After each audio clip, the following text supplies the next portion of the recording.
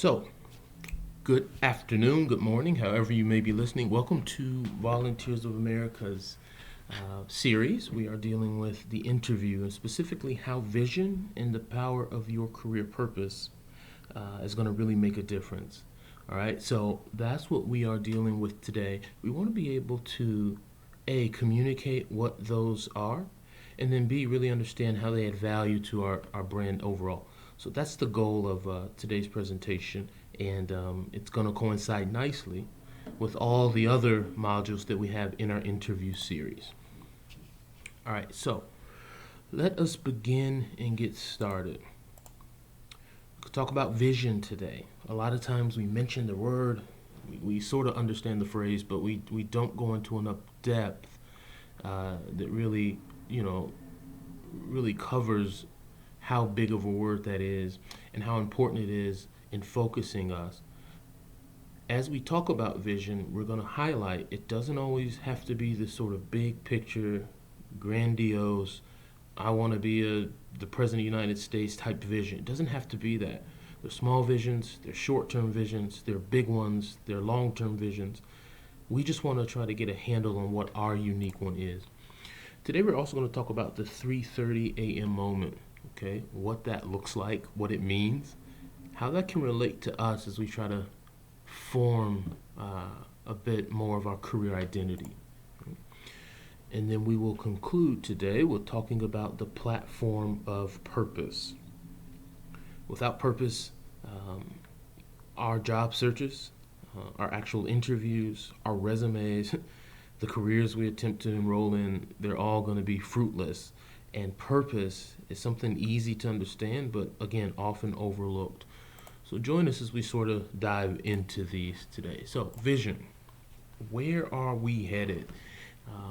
Again, a lot of times as vets or as civilians or young folks, older people, we always sort of get maybe sidetracked by things not really going according to the way we had planned.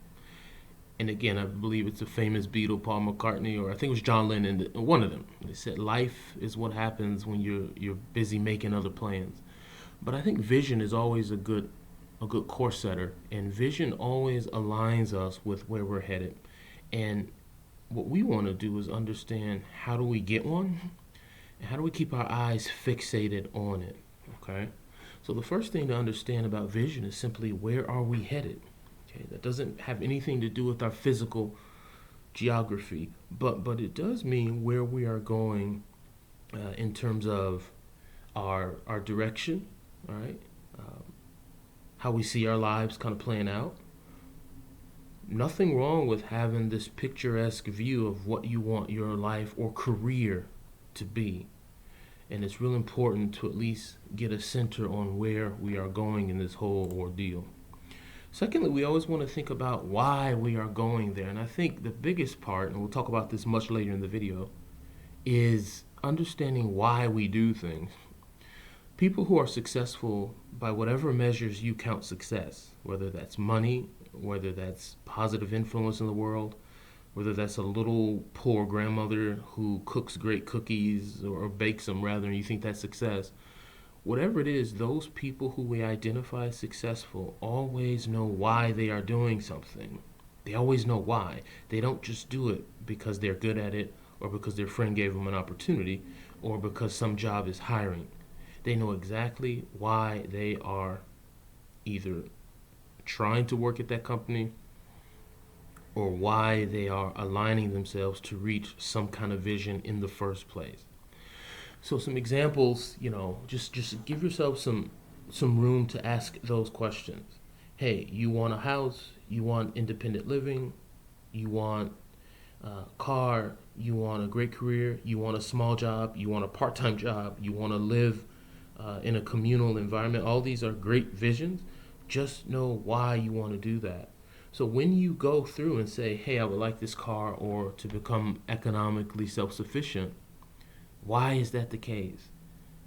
Don't be afraid to ask yourself why. I think a lot of times if we sit back and actually ask why we're doing things sort of change and it gives us more perspective. And then finally, vision's really important. because it deals with how we communicate it. All right, how we communicate it. Some people have a pretty strong vision. Some people see themselves in a certain place, but they don't really communicate it well, and it's hard for job interviewers or employers and hiring managers to really find how you fit and align with the company if you don't communicate it well enough. See, vision is really important as we think about these companies: Subway, Nike, the Marines, the Army, Panera, McDonald's, IBM, Google. All these companies have vision. They all want to go somewhere. And if you're able to know what those vision statements are by a simple click on a website, you can identify how McDonald's sees their future and progression. And McDonald's vision will be very different than Burger King's vision, at least on paper. The bottom line, and at the end of the day, all companies, all organizations want growth, they want production, and they want to earn revenue. That's always the goal. Even if it's a non-for-profit, you want to earn revenue in different ways. Your revenue might look different. Your revenue might be changing lives, or in the Army it might be serving and protecting, but it's still a type of revenue, and all companies want that as a vision. It's just deciphered differently. It's just spoken about differently. So what makes a really strong impression on an interview is when we can look at McDonald's vision, aiming to serve the world globally with sustenance, enjoyment, and fun. All right, that could be their vision. Fine, and they've done that. But if you're able to speak about your vision in a similar light as McDonald's speaks about their vision, once you go on that interview, you start sounding like them. And both of you guys now are wearing very identical lenses, the same kinds of glasses. And that's going to focus both you and McDonald's to the same end. And people always, and most necessarily, only want to do business with folks who see the world, or at least see themselves and their company in a very similar way. Okay? So it's really easy to figure out what those visions are. Think about how your personal one can connect with what these organizations hold dear, and speak to that. That's how you communicate vision. So what's this whole 3:30 a.m. moment about? As we talk about vision, it's pretty easy to say, hey, I want a house, I want a great job. And those are great things to aspire to. But sometimes, again, a house and a job, those are not really an expounded vision. Those are just some things we want to get.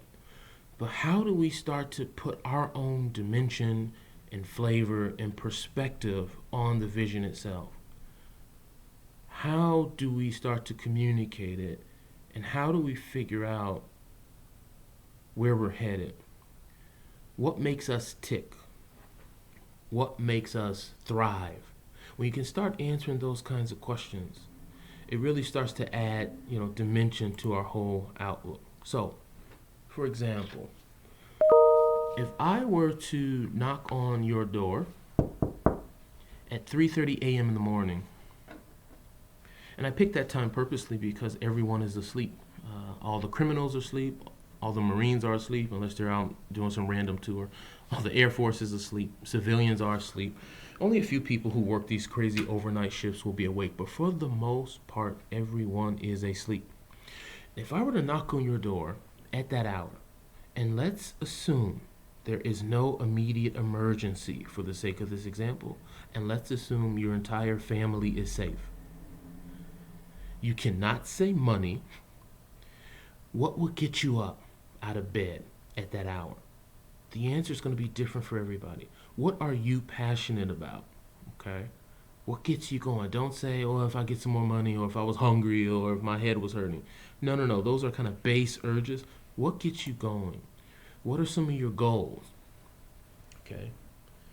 There's something that will get each person up, and it's not many things that will get you up at that hour, but if I were to say, hey, let's go do this, you might want to go do it. Doesn't matter what time of day, Doesn't matter who's asking you to do it. It doesn't matter who it's with. You're going to do that thing, all right? What excites you? What gets your blood going? What's your perspective as you are doing this thing at 3:30 a.m.? Again, I want us to kind of focus and think about what such an activity could be that could get you out of bed at that early, and you're not upset or groggy. You're excited to get up. Okay? Think about what those are. And then what motivations do you have? Okay? So what I want to do is go through a quick example. And here's a figure on the screen that most of us should know. If you don't, his name is LeBron James. And we are going to play the 3:30 a.m. game with Mr. LeBron James. I'm going to pick one of his 7 mansions. He's got 2 in Florida and a few in California, and he's got some in Cleveland. I'm just going to pick the one in Florida. I'm going to knock on his door. I'm going to get through the gold gates, the armed security guards. I'm going to get through the barking dogs. And I'm going to knock on his executive or mansion suite, and I'm going to knock.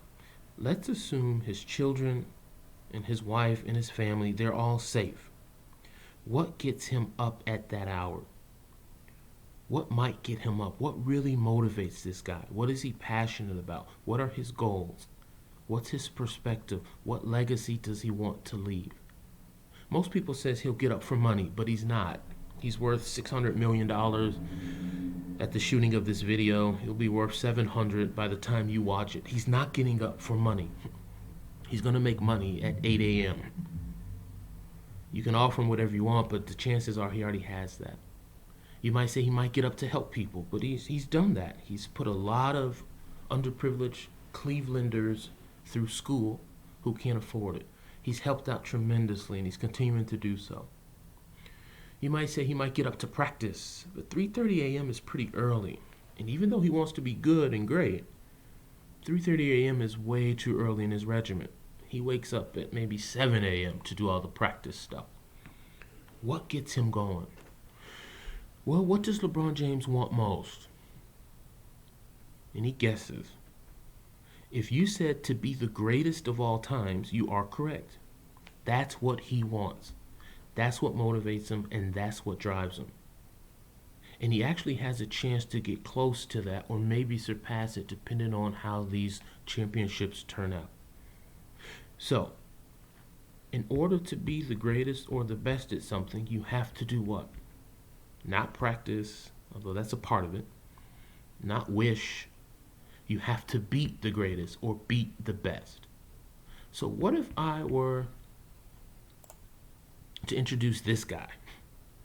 And what if I were to tell Mr. LeBron James that there is a time machine, and number 23, Michael Jordan, has jumped into this time machine, and although at the shooting of this video, Michael Jordan is 57 years old, he goes into the time machine and he comes out as a 23-year-old young fella. And what if I were to tell you, or if I were to tell LeBron James, I have a young Michael Jordan here, and LeBron James is 34 years old. He could also get into the time machine. He could also come out as a 24, 23-year-old.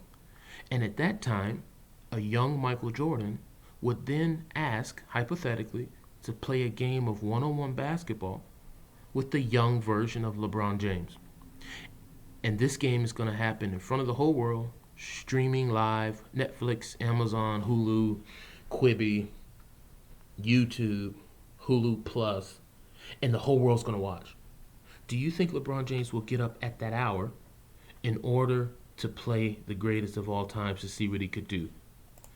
Absolutely. He is getting up. The money's not motivating him. He's already got it. The fame, the riches, the adulations, he's got it all. But he wants to be the best. So if we've just proven a man, or if we've just proven what a man who has everything is willing to do at 3:30 a.m., we all have that moment. Each moment is different for everyone, and that's the point. Would you get up at 3:30 a.m. to play Michael Jordan in a game of basketball? Younger versions of yourselves, you and Mike? Probably not. You know you would lose. It'd be cool to hang with Michael Jordan, but why would you get up? You got something else that motivates you. What makes you tick? All right? And don't think about the money. So after we've kind of given some thought to that, it lends itself to our next point, the formula of career purpose. The formula of career purpose and what that looks like. Here's what we've come up with. Your composition, the stuff you're made of, plus your production, how you serve others, equals your career purpose. Very simple. This thing has to be determined by service, but it's how you serve, all right? And if you're able to multiply both your composition and production by your curiosity, the things you are curious about, now you are setting and aligning yourself to not just have a vision, but reach it and have a purpose in order to drive yourself towards it. What are you made of? Okay? So what do we mean when we talk about composition? The fabric. We're literally talking about the stuff you are made of. What are the patterns of your daily life? Right? All these things are going to be centered around purpose. All these things. What are your characteristics? Right? Think about what you do. We're not talking about negative stuff per se, the positive things you do, the positive things you contribute to society, and the things you can contribute to a company. We're getting a little bigger picture here because, again, before we can just talk to that job and tell them who we are, we got to know what the purpose is all about. And then structure. How is your day structured? How is your person structured? Okay, where do you find value? Where do you find foundation? That's our composition. And it can be in anything, right? We're just pointing you in the direction to start thinking about this stuff. Next, we talk about production. What do you produce? How do you serve others? Are you efficient? Okay. Whom do you produce for? Right? Doctors and lawyers, forklift drivers and cashiers. They both serve people. All four of them serve people. They just do it in different ways. So who are you producing for? Do you help directly or indirectly? How do your gifts and talents translate? And then why, once again, are you producing? Why are you doing this? Are you fulfilling something? Are you living up to some kind of a mandate? Why is this going on? Give that some thought. And these are some resources we've come up with that can really help you entertain a better handle and grasp of, vision and purpose and drive. All right, so The Power of Why, Persuading Others to Believe in Your Vision by Simon Sinek is a very good video. You can find the link here. And thank you very much for your time.